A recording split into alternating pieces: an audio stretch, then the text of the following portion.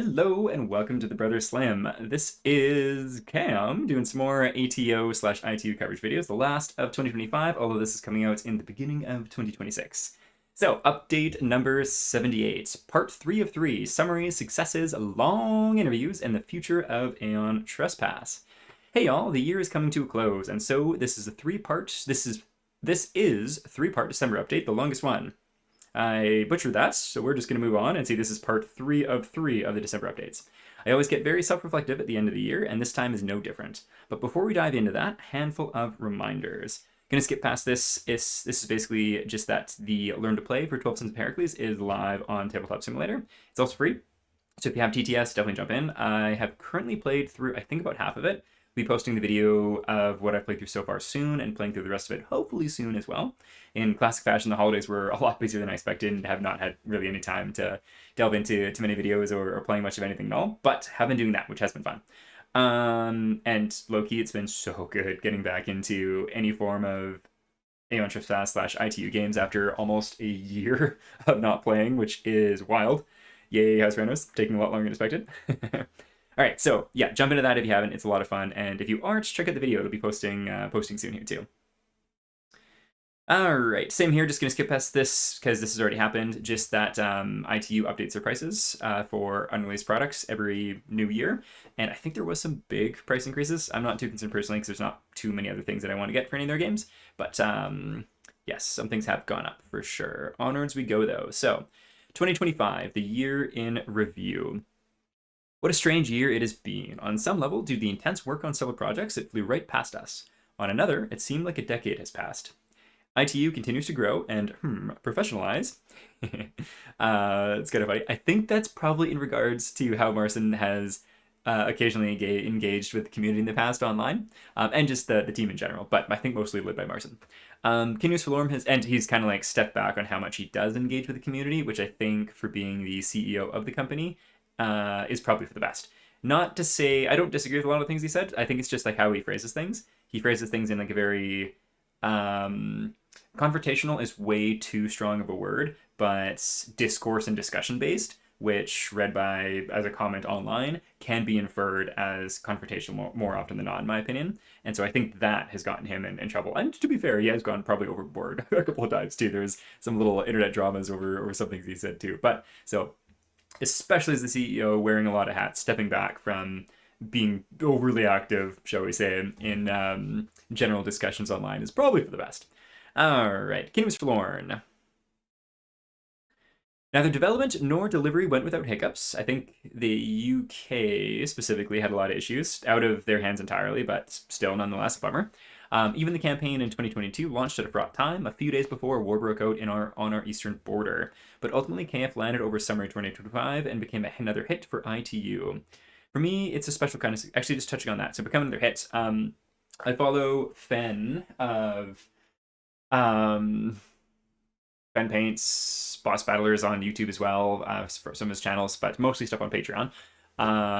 Really like most of the stuff he puts out. And so he did like a little coverage of some of his favorite games of the year, and KF, in his opinion, to paraphrase, is ITU's most lifestyle adjacent game and has the most potential to be a lifestyle game, comparing it to say like Kingdom Death, which is really interesting. So again, another hit in my belt for canceling my KF pledge, but I still stand by the fact that I think it'd just be a little too much game for how much time I personally have. That said, I do have a Normandy coming, and I feel like just kind of based on ITU's trajectory for trying to seemingly get more and more into that lifestyle kind of niche, I think some of that's going to get touched on later on this update for ATO as well. I kind of feel like for their releases that they're putting out, their current lineup at least, that Normandy has the most opportunity to be more of a lifestyle, while also being narrative. So yeah, we'll see. We shall see. All right, so for me, it's a special kind of success because it was the first project I did not directly supervise, and our projects are complex. Those are some big shoes to fill, and all things considering, the KF team did a great job. They've learned much over this time, hard-earned lessons, and they've applied to Wave 2, which is seeing a much quicker and tighter turnaround, but that's for the next KF update. Yeah, as somebody who covers all of ITU's updates and such between the different games, it's interesting seeing the difference in how the KF updates are handled versus any Aeon Trespass ones that Marcin writes himself. I did really enjoy when Marcin jumped into one of the Kingdoms Forlorn ones before delivery and just kind of shouted at the team for how much awesome work they had done and for kind of underselling how much content and scope was in Kingdoms Forlorn. I think Marcin does a phenomenal job of conveying mystery and excitement and what's being delivered, whereas the KF team is a little bit more like soft spoken on that. I can't think of the perfect term for that, but soft spoken is synonymous with what I have in mind. So I really enjoyed that shout out, and especially seeing like how much freaking game Kingdoms Forlorn ended up being. Awesome. And I can only imagine from what we see in Marcin Online that it was probably big stress and challenging to kind of let go of the reins for a project. That said, ATO specifically, or Aeon Trespass World, seems to be like his magnum opus baby. So it makes sense that if he was going to hand off the reins for anything, it would be a different project. So that makes sense. I will be really curious to see how his role in the company evolves over time too.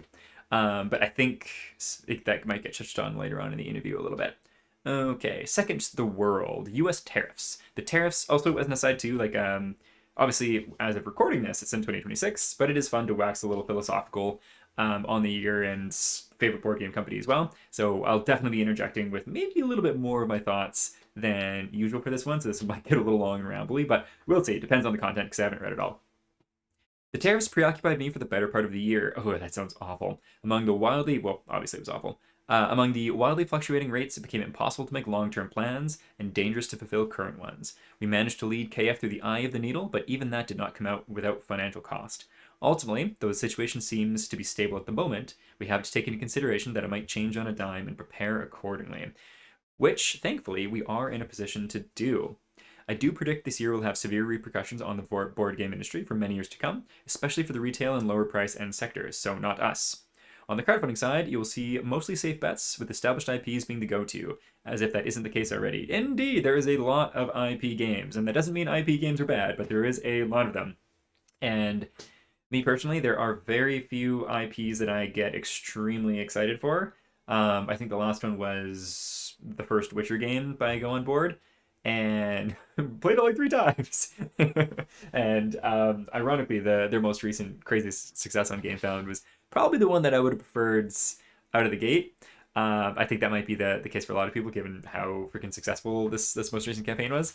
But yeah, so kind of since then, it was just a good reminder that just because it's a intellectual property that we might really like, that doesn't mean we need the game.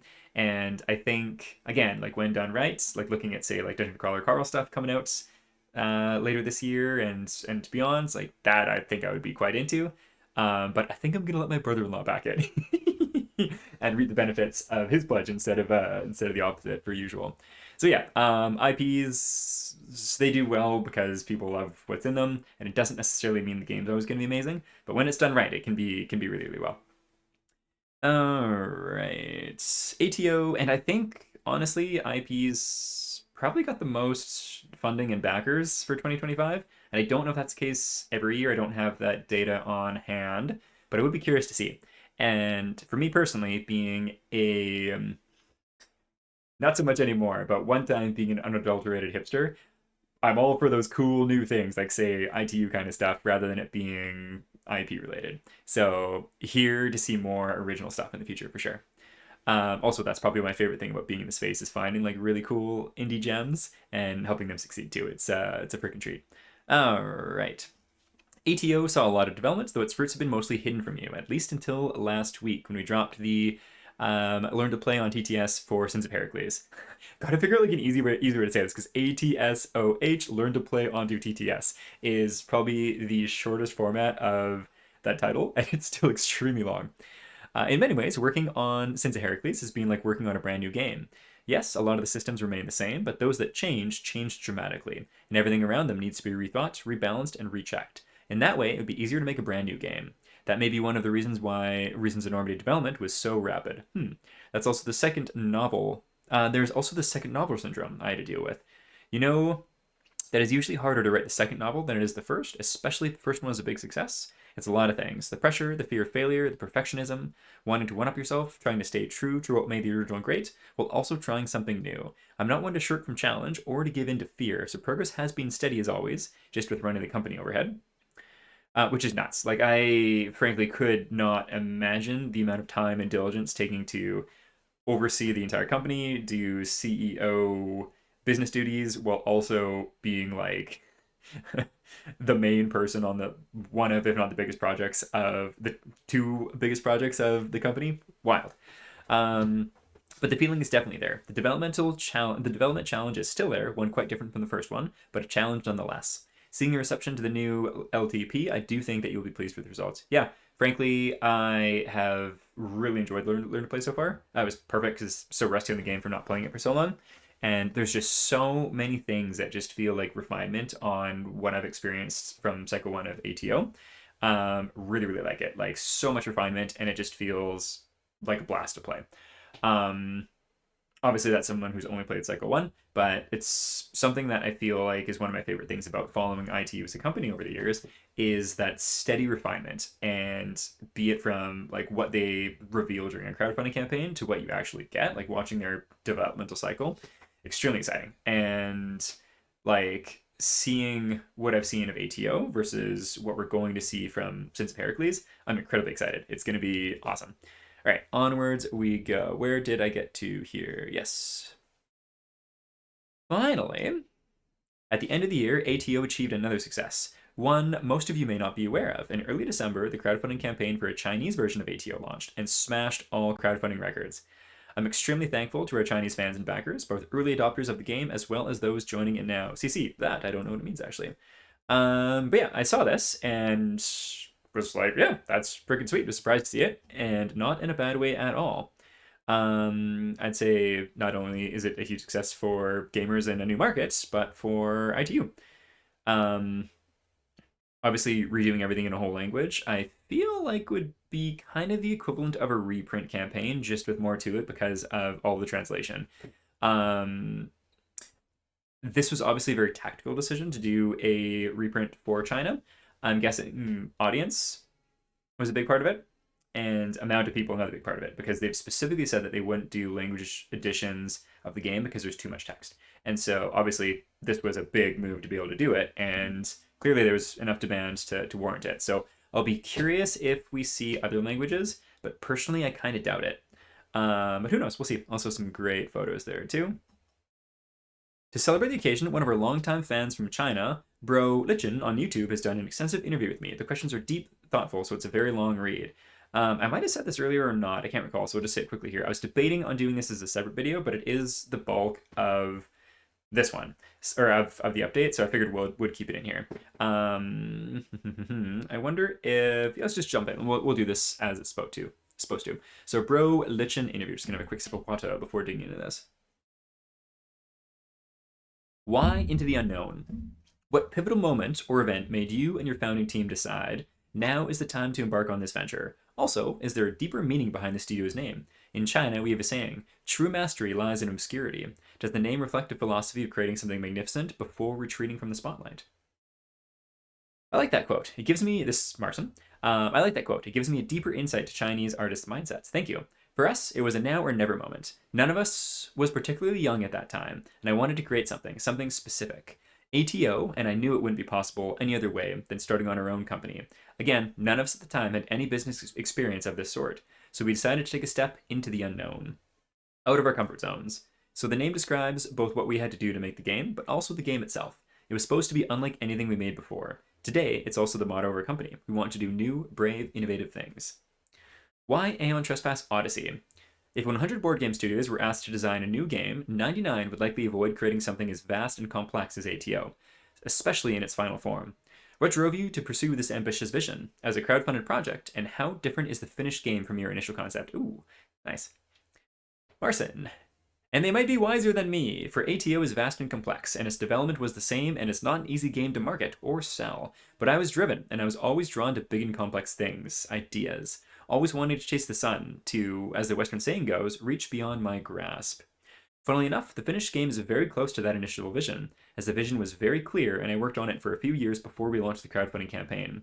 The company was founded in 2017, but the ultimate goal was always to create ATO, which didn't launch until 2019, and I worked on the concept even before the company was founded. Yeah, so they did the Eshkaton miniatures, which were a lot of the bosses and some of the heralds. That's the wrong. I'm thinking of Cosmere. Um, Not primordials. There's primordials and also some titans, if I remember correctly. That they launched as Red minis and also the nymphs and such. So that was kind of what they used to get their foot in the door before launching the big board game. Low key for crowdfunding in general, I think starting with something small, working up to something bigger is the way to go. 9 times out of 10. Okay, onwards we go. Pre-Kickstarter anxiety. Before ATO's Kickstarter, ITU was relatively unknown. This was your first mega game in a niche dominated by titles like Kingdom Death Monster. Did you anticipate the campaign's success? Was there a plan B if funding fell short? There was no plan B. It's not that we didn't consider failure. It was a very realistic scenario. It's just that this was what we wanted to do. There would be no compromises. I did everything to set us up for success. Created the company early, launched several smaller projects beforehand to learn how to work with miniatures, with production, with crowdfunding, with delivery, with money. That exactly. So that is, in my opinion, why it is not only the safest because you get to like iron out the kinks of the entire process before jumping into your baby. But in a perfect world, you also get to generate revenue for the next one and also start building an audience so that when you do launch the next one, you have that big burst of people that are already there for you. So that right there is just a perfect summary. I might actually forget even save that for work a little bit because it's the perfect summary of why launching something small before getting into your baby, your big beautiful baby, is the way to do. I've paraphrased Brandon Sanderson a couple times with that as well. I can't remember his specific quote, but basically with writing books, it's don't write your baby, your magnum opus as your first book because it's not going to be as good as it could be if you get some practice under your belt, basically. So yeah, fully agree with that. That sounds awesome. All right, yeah, and so to generate shipping and taxes and so on, to handle shipping and taxes and so on, generate additional funds to start pre-production. Yep, so good stuff. So in 2019, we were much more confident about what we were doing. Still, there would be no compromises. It would either succeed or fail. We were aware of the possibility. Everybody in the team had a second job at the time, and we're not doing it for the money. If it would fail, I don't know. Just an aside for the second job part, it was something I didn't realize until getting into this industry a little bit more, is there's very few companies that are just full-time, everyone working for that company. And a lot of them that exist are small. So many people do this out of love and passion. And it's a double-edged sword. Like on one, hell yeah, that's freaking awesome that you're able to do that and dedicate like your own time to it. Two, it's kind of sad that like your dream has to be a hobby rather than it being able to be your career. And I think that's a mixed sword too. Like wax a little philosophical about that is chasing your dream and turning it into a day job can turn it into something mundane rather than a joy.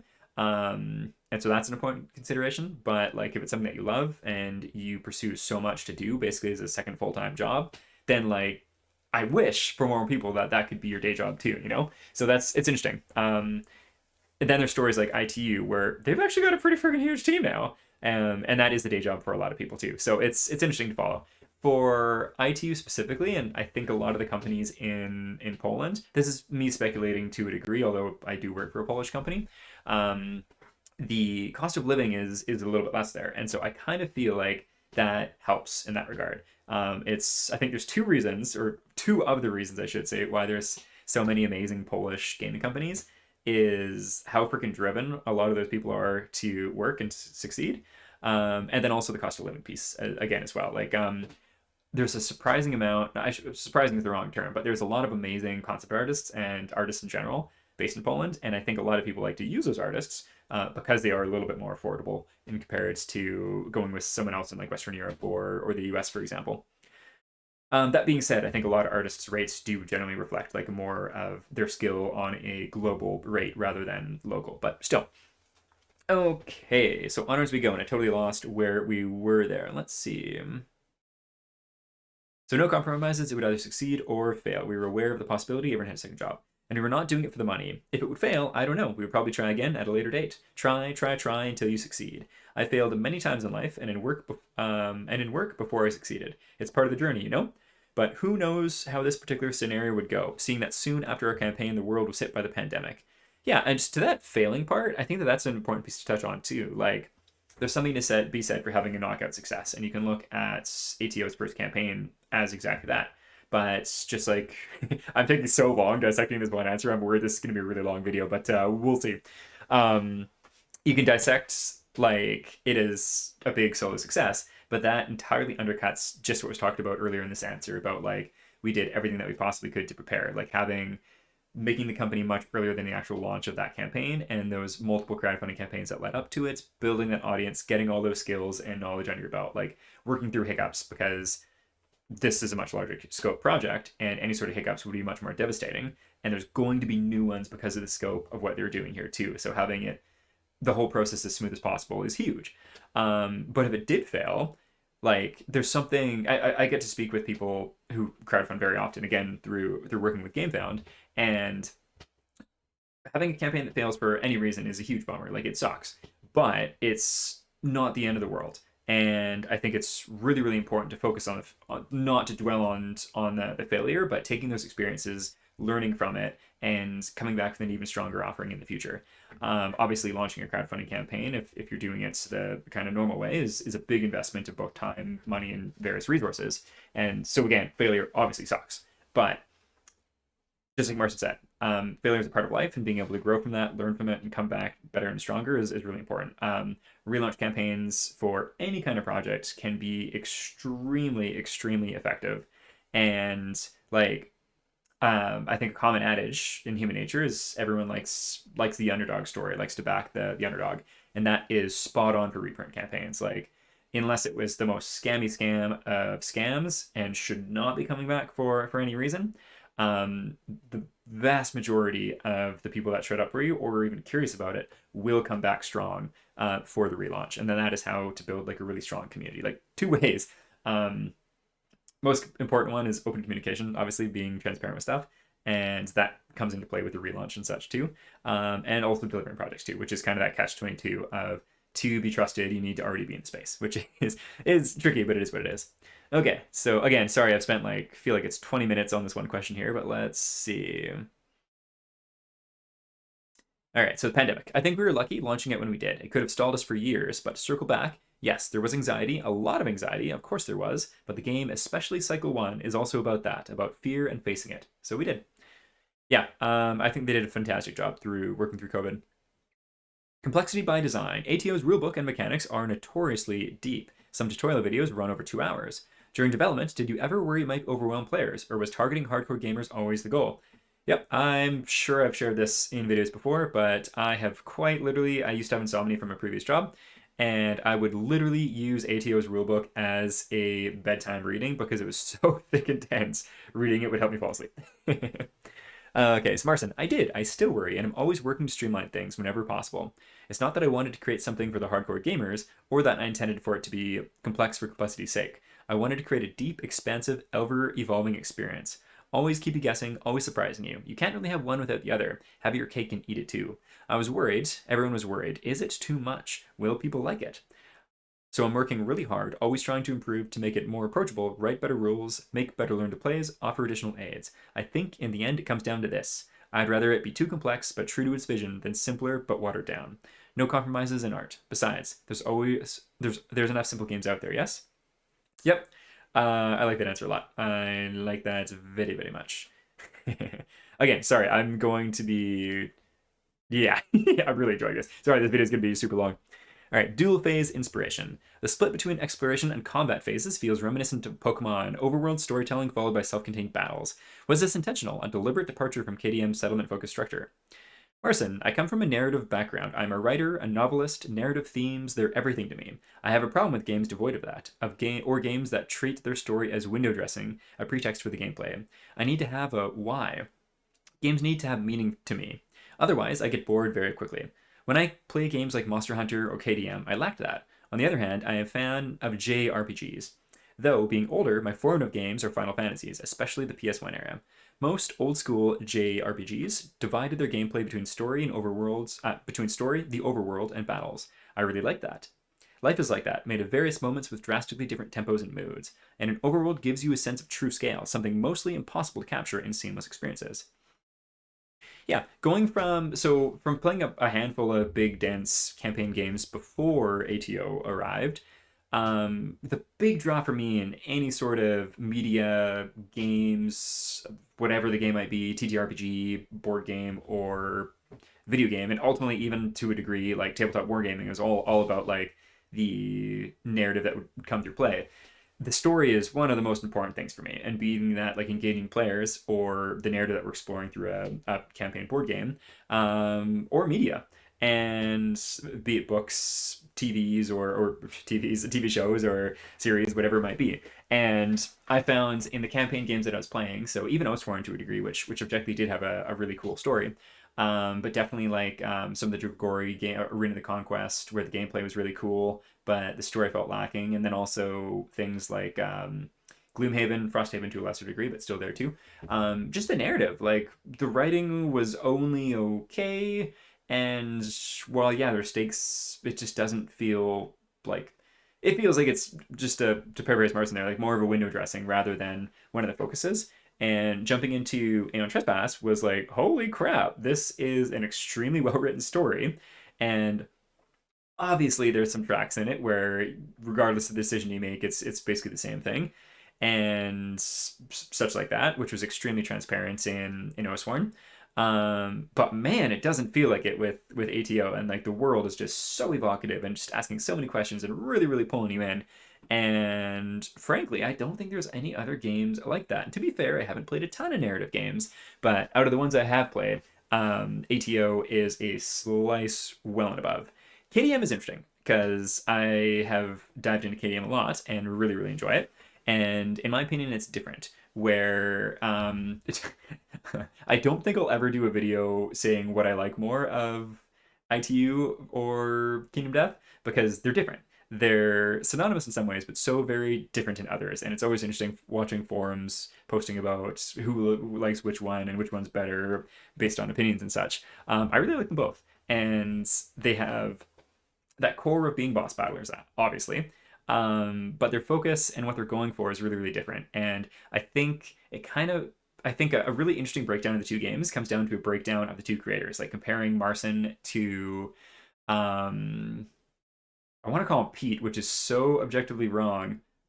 Poots, Adam Poots. Yeah, I don't know why Pete came to mind, but comparing Marcin to Adam, and what makes those two tick as individuals and how they go about creating and what their aim to create is, I think that is more of an interesting route of what I like about the games for different reasons. Where I feel like King of Death and Adam Poots is exploring this world via art and art's sake, and the mechanics of the world and therein and such. Whereas Marcin with ATU or the Aeon Trespass world is just so like mechanically tight in all aspects of it, where it's still obviously art, but it's more from like the structure of narrative form, whereas Adam Poots is more visual form. And I feel like that is more of where I kind of break the two different games down.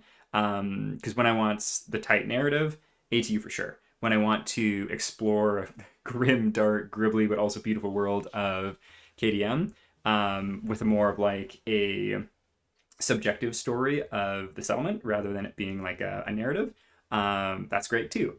And how they both play is so much fun. And while there's still that root of obviously Kingdom Death is basically the original boss battler, with the card play and everything, they are so distinct in a lot of ways that it's so much fun to play them both. And especially like playing them both is like my two go-to games. Yeah, I'm getting rambly as heck, but yeah, I think in my opinion that is a better breakdown of the two. Is that neither one is better than the other. It's about what you're after as a player, and I think the best breakdown of the two is more of like dissecting Marcin and Adam as the creators. I'd be curious to maybe try to do a video on that. That might be an interesting one to do, but I don't know. I don't want to wade into comparing the two games and saying which one's better. So yeah, I don't know. If anyone's gotten this far in this long rambly video and has some thoughts or interest in that, let me know. All right, reimagining boss battlers. Combat is where ATO is most compared to and contrasted with KDM. As a successor, you reinvented many mechanics, even subverting some traditions. What core principles? Sorry, just quick chug water here.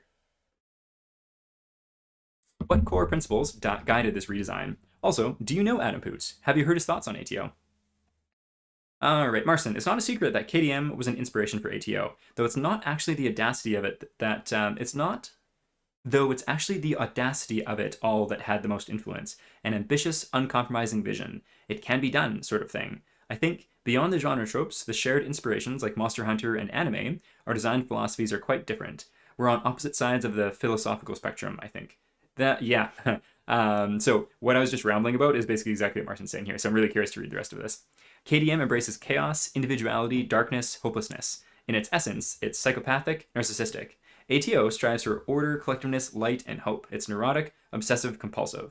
KDM is a playground and asks you, how do you like to break the game? While ATO presents a structure, a set of challenges with hard counters, a mountain, if you will, and asks, do you have the will to climb it? KDM is about self-expression and telling your own stories, while ATO wants you to tell something you haven't heard and make you think about things you otherwise wouldn't. So beyond being boss battlers, I think the games are very different. And no, I don't know Adam Poots personally. Shortly after creating ATO, I wrote to him to thank him for inspiring us, but he didn't write back. So that's good. When I read that, where is it? It's neurotic, obsessive, compulsive. I was like, oh damn, shots fired. But basically, comparing his own game in like a similar sense of, where was it? No. In essence, KDM is psychopathic and narcissistic. That sounds kind of like shots fired. Whereas ATO is neurotic, obsessive, compulsive. Which, I mean, like, a psychopathic narcissistic sounds a little bit worse to me, so I don't know if that's like a fair comparison. But interesting nonetheless to hear Marcin's take on it, because like I've heard little snippets over the years of like drama between the two companies, and I feel like ITU sometimes has not so subtle shots at KDM, like for example the Lion Eater and the Nemean Lions or whatever. I feel like there's some shots about just over the years. I feel like there's some not so subtle shots towards KDM from ITU stuff. And personally, my read on them isn't in the best light, but I do genuinely think that they're not meant to be negative. It's more, again, going back to how Marcin communicates a little bit, like more discourse for the sake of challenging the status quo rather than meant to actually be like negative. That said, again, reading text online, it's really easy to make assumptions about what's being read.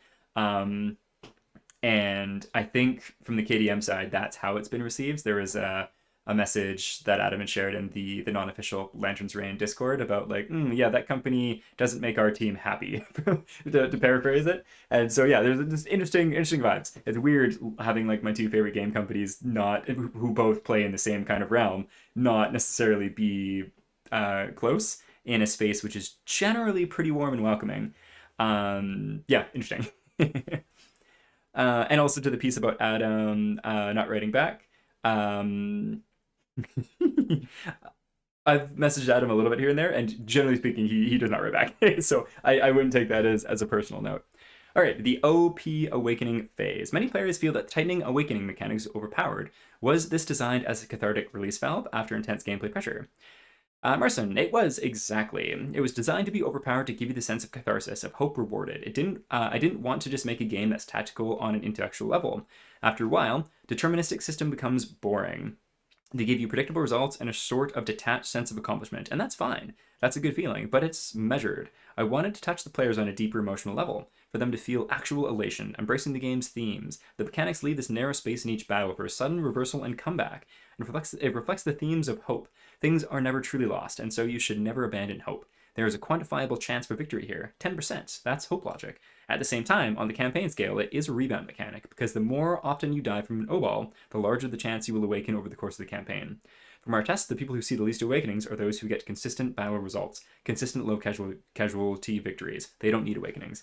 Yeah, I like that a lot, and kind of interesting in comparison to KDM. Here we go, comparisons. In my opinion, of comparing the two fights, I get annoyed in any sort of game when things are just going really, really far south. Not in like narrative, in like truly like narrative TTRPGs and such, where it's whatever. It's if a fight's going wrong, it'll be stressful and woven into the overall group story. But in games like this, where it's like a campaign play, I think partly just two things. One, not having very much time to game, so it feels like, wow, like what was even the point of sitting down to play today? Like I'm not having fun and doing poorly. Like I'm not going to do this again for 2 weeks. Like this sucks. And then also just attention span too. Attention spans over the years, I think, have where instant gratification might come into it too a little bit maybe. But if a battle's going south in Kingdom Death, yeah, you can game it out. You can try to win. But if you have two survivors knocked out early on, like it's going to be an extremely uphill battle. And in ATO, because of this hope logic, because of being able to awaken, the back and forth is wild. Like some of the fights are extremely cinematic, and yes, they're brutal, but they're also hopeful. Whereas some of the cinematic brutal fights in KDM just beat you down and are rough. Which sometimes, if I'm in the right mindset, it's like this is part of the game. This is an expectation of playing this game. Dice rolls, excuse me, will be dice rolls, and it happens. But generally, if you're having a fight which beats the crap out of you in KDM, it's going to be diminishing returns. Whereas ATO, like there is that hope, and so I personally really like that mechanic because if a fight was going really bad in both games, I would be more than likely to play ATO out till the end than I would the KDM one. Um, yeah, cool. Narrative craftsmanship. ATO's exploration writing is exceptionally rich. As the designated storyteller in my group with a theater background, I've been moved to tears delivering speeches like the Agamemnon monologue. How did you hone this skill? Poland has a storied tradition of fantasy writers. Did this influence you? Your Kickstarter updates are famously detailed, too. Thank you, but maybe that's all in your delivery. I've been steeped in storytelling my whole life. When I was a child, my grandma used to read me stories, various novels, fantasy, adventure, mystery. Later, I got into reading myself, then running RPG campaigns for my friends. I started writing as a teenager, got my first published text at 17. That was for the Fading Suns RPG, then worked over a decade as a translator for games and TV. I've written novels and short stories, then moved into video game writing, and now I'm here. So I've been honing these skills for a long time. And yes, of course I've read lots of Polish fantasy, but as more influenced by travelogues, anthropology books, and English fantasy literature. Especially these complex morally gray sagas of Glenn Cook, Stefan R. Donaldson, Steven Erikson. Oh, Steven Erikson! I don't think I was aware Marcin was a fan of Steven Erikson. Malazan Book of the Fallen, I freaking adored when I was a little bit younger. And while I don't think I do as good with big, heckin' chunk, thick, deep books like that now, I really want to give it a reread, being a little bit more of a mature adult. Because wild, wild 10-book series. If you haven't read Malazan Book of the Fallen and you like fantasy, check it out. It's a wild series. Wonder if it shows. As for the updates, ironically back in school, I was known for my brevity. I wrote densely but succinctly. I guess these days I'm more the former than the latter. Permanent failure and player investment. Sun campaign ending losses, e.g. via Ship's Destiny, can devastate groups after 50 plus hours of play. My crew quit for weeks after one such event. When designing high stakes choices, did you anticipate this risk of player attrition? Yes, and of course it was always a source of worry. Will they become too frustrated to restart? But a game needs to have stakes, I think. Without that risk, the fear of failure, there can be no true joy of success. A lot of games these days, board games, video games, are more like interactive experiences than challenges. They are too afraid to frustrate the player, to alienate them. A frustrated player will not want to play a game, right? And moreover, will not buy the expansion, or the next game. Making ATO was never about making money or wanting to make the player feel good. It was about delivering this sense of achievement, accomplishment, something that is harder and harder to find in life. So the paradox is, I don't want the players to fail. I want every campaign to succeed. I want every battle to be won, and the game does offer many useful tools and helping hands, and secret ways to get to that. But the possibility of failure needs to be there. The experience needs to be genuine. I wouldn't want to compromise on that. Cool. Surviving the long dev cycle. ATO scope ballooned far beyond the Kickstarter vision. How did ITU sustain itself financially during those extra years? Did you ever consider scaling back to ship sooner? Share pivotal hardship, tough decision, or memorable war story from this period. All right, quick drink of water because there's a lot of reading here. Marcin. Previous questions might already have hinted at my answer. There was never any talk about scaling back to ship sooner. This didn't even cross our minds. No compromises. We can only over-deliver. It was a lot of hard work, much, much longer than standard work weeks. The team was quite small then too. Art was being done by freelancers at our direction and at the office. It was me and several testers. 2 testers during the first year. And that was a very small office too. So the cost of running lates, the monthly overheads weren't that bad. And there was the vision, the blueprint for the game. I knew exactly what we needed to do and when. There was never a time, a day wasted on debating how we should approach something, design something, write something. We were really executing a plan, like a movie heist. Everything was going very efficiently. It was just a very ambitious plan for a very big project. So it was more about communicating that to our backers. We know it's taking long, we know we're passing the deadline, but everyone is working around the clock. Nobody's slacking off. No corners are being cut, and we're going to deliver what we promised. Over-deliver, and we'll sure you be satisfied with the result. So please, be understanding and patient, and it will be worth it. There's also the updates come in. That's also where the updates come in. I'm very conscious of delays. I understand why people get frustrated and why they might worry. There was a few crowdfunding projects over the years which failed to deliver. This gets people nervous. So I always try to go the extra mile with the updates to show everyone that yes, we're working on it, we're working hard, and we're on top of things. The project is moving along. I think it's important to communicate open, transparent, and that helped us during the initial development. Our backers were very forgiving about the developmental timeline, and I'm grateful for it. They gave us the space and confidence to deliver the game. I think it was worth it. Yeah, absolutely. I think their updates are some of the best in the business. This is speaking as someone who reads the updates. A lot of people obviously don't too. KDM's legacy and small studio grit. Like KDM's early days, ITU bet everything on one monumental project. Did Adam Poot's success bolster your confidence to persevere? Marcin, I touched on it before. Absolutely. That's the lasting influence of KDM for me, much grander than any mechanic. KDM showed me that there are people interested in these ambitious visions, these new, diverse things that often don't fit neatly into categories or on the table. I find it funny, in the last few years, there's been a growing anti-crowdfunding sentiment in the West, especially from big YouTube influencers. And I get where it's coming from. There's been some failed projects, some companies went out of business, there are risks. But at the same time, virtually all innovation in the board gaming space in the last 10 years has come from Kickstarter. Today's leading developers like Isaac Childress of Gloomhaven fame, Jamie Stegmaier of Wingspan, Cole Weir of Root and Arcs, and many, many others, they all got their start in crowdfunding. Only their unconventional designs could be realized. People seem to have forgotten about that, and games like ATO or KDM would never be possible in traditional publishing. Because, and here's the thing, although more stable traditional publishing is overwhelmingly about money and sales, not about ambition or innovation or moving the art of board gaming forward, all those things, they are never easy, never guaranteed, and often do not make a return.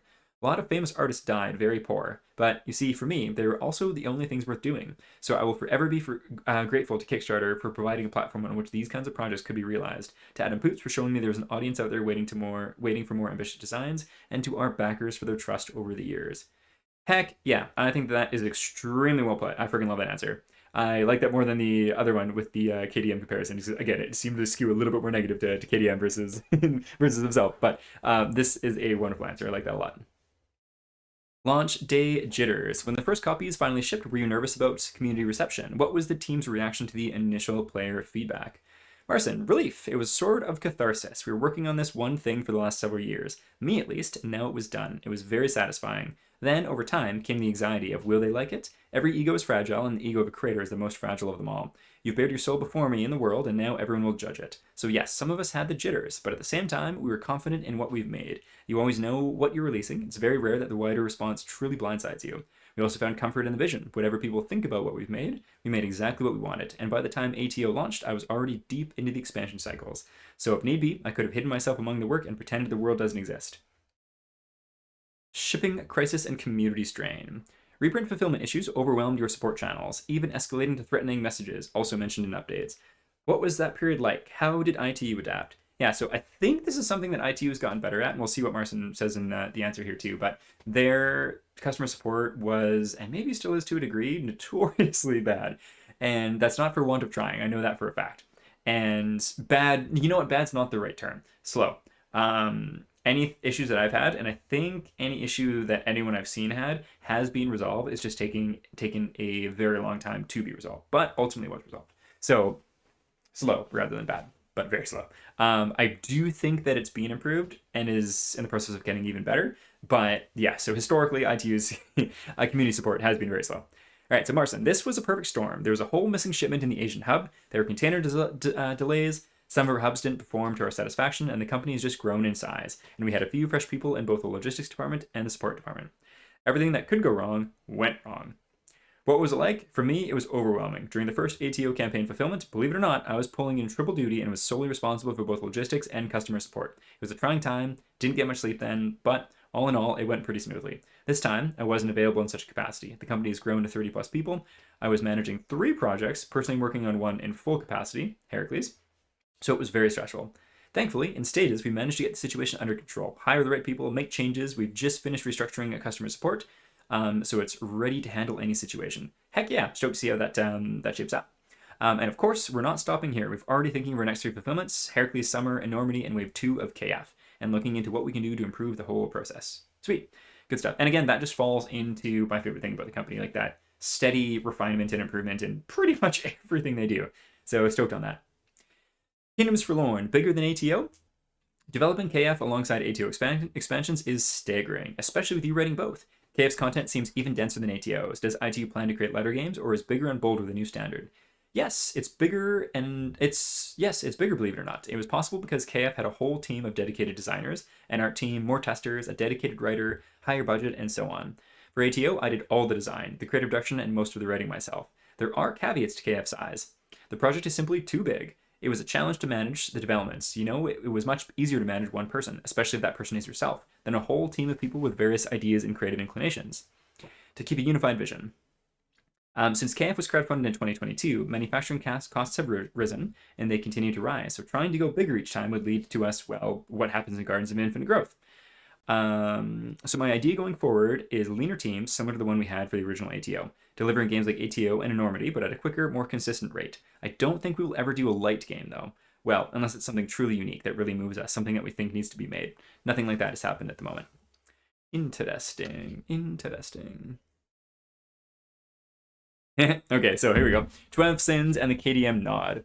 Early art for 12 Sins, first boss shows a white lion, KDM's iconic starter enemy, impaled on its spines. Is this an intentional homage, or does it signify something deeper? Ha, you noticed that. That was painted around 2017 to 2018. It is indeed a nod to KDM, but it's not like we created the Lion Eater just as a reference. The Nemean lion is one of the classic labors of Heracles, and it is central to the story of Summer.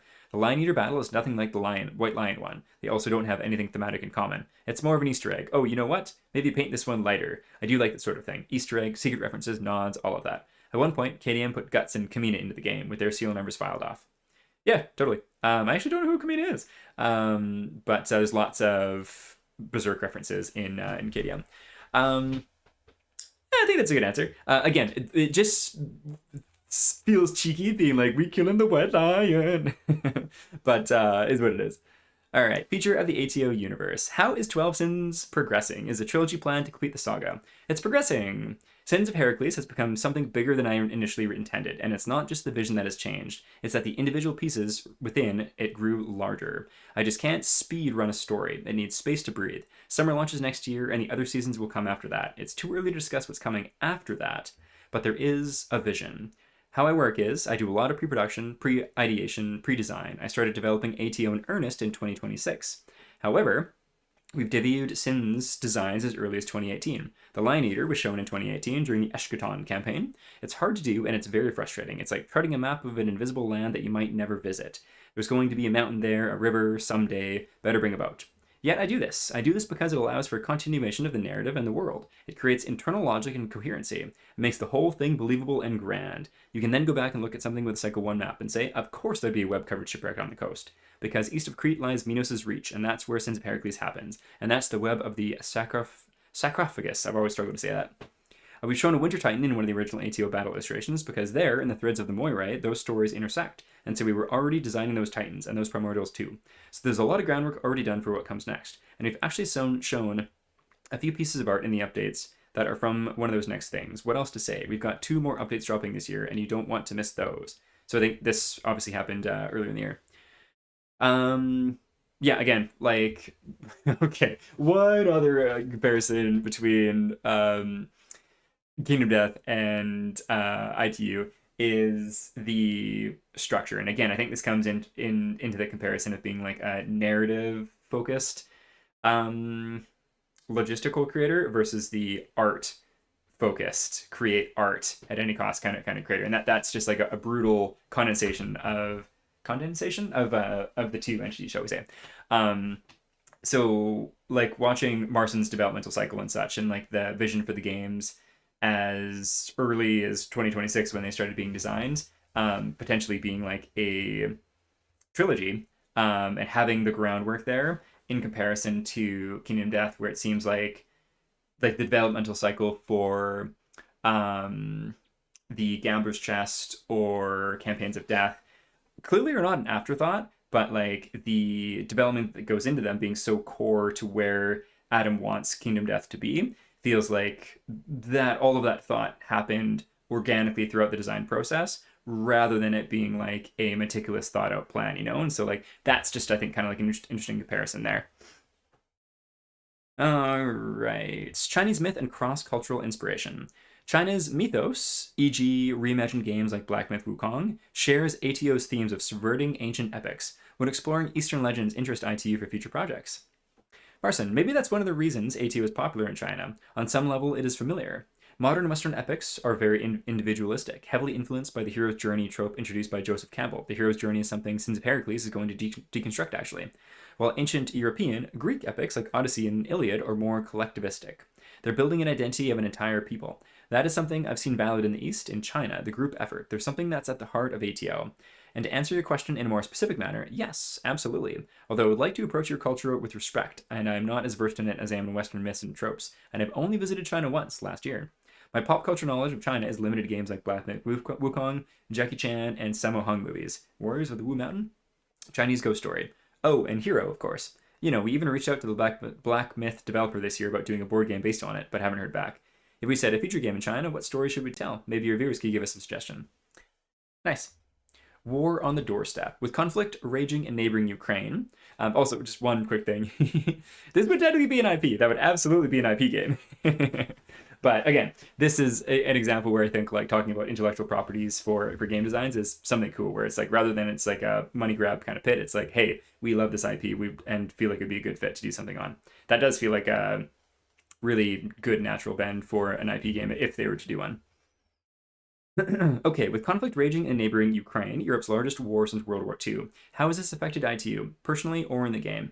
After witnessing war so closely, will it reshape how you design conflict trauma or heroism in future stories? Um, that's a really good question. I was kind of debating. I got to visit Poland and visit all the team at GameFound earlier this year, and it was a question I wanted to ask. And ultimately, it was something that I decided not asking because it wasn't something that ever came up in conversations, and I've just felt like everyone here is going to have their own thoughts, and if it's not something that they want to talk about, it's not something that I need to broach. So I'll be really curious to hear Marcin's answer here. This is a very interesting question because the answer is both substantially and not at all. The war broke out during our crowdfunding campaign for Kingdoms Forlorn, and it had a profound impact on it. I think the campaign would have been much bigger if it wasn't for the war. There was a lot of anxiety here and overseas. It also influenced the euro exchange rate for a bit, wiped 10% of our funds overnight. That was in 2022. Today, because of the length of the conflict, I fear it's become the new normal. We are, of course, vigilant, just as the rest of Europe, and our army has growing in strength, but I think it rarely crosses anyone's minds that the conflict could spill over here. There was also an influx of refugees over the years. All of a sudden, Poland became much more multicultural. I see it as a benefit. You can never have too many perspectives, and I'm happy we can at least offer shelter during this time. I think it gives Poles a bit of a perspective. Historically, for the past 300 years, we were the ones always being invaded, conquered, divided, subjugated. And I think a lot of the time, Poles can have a chip on their shoulder when looking at Western Europe, this underdog mentality. So being the stronger country that can show compassion, that can offer protection and opportunity, that people look for shelter for a place to come and to build their lives in, it's a new perspective. It offers potential for growth and for storytelling and has influenced me. The war in Ukraine didn't start now, not really, it started in 2014. We've already included a nod to it with the term chimeric war used in Cycle 2, which is our stand-in for the hybrid war method of warfare and the plight of the displaced refugees. This is something I would like to delve deeper in future games. Show less heroic, less clear face of war. A lot of war games and fantasy stories, like Lord of the Rings, depict war as something noble and necessary, with two opposing forces, armies standing against each other, heroic sacrifices, and so on.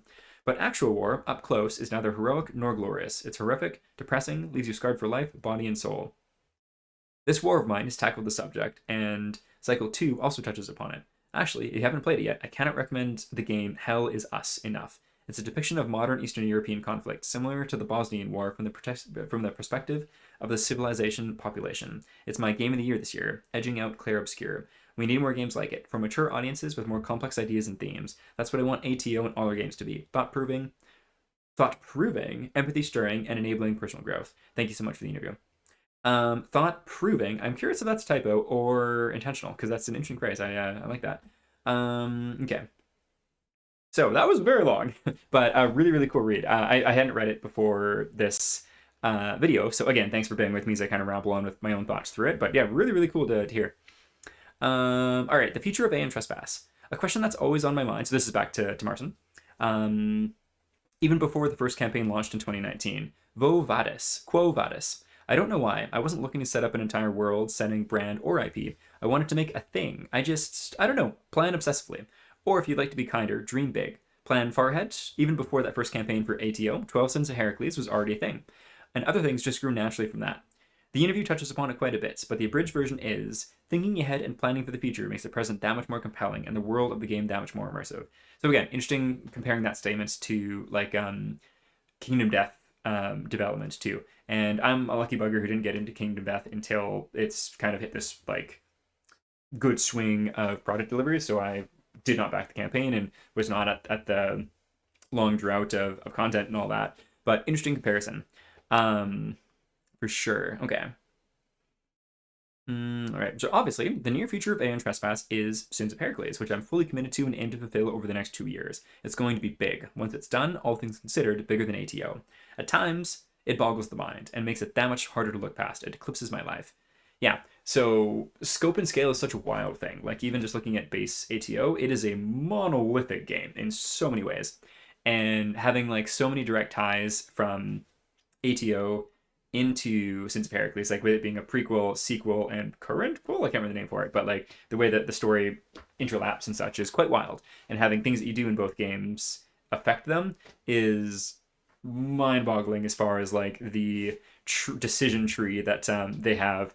I'm pretty sure in one of the original campaign updates, Marcin shared a blurred out low res tree of like all the decisions and story options in just ATO, and it was wild how huge it was. So I can only imagine the complexity of that going forward.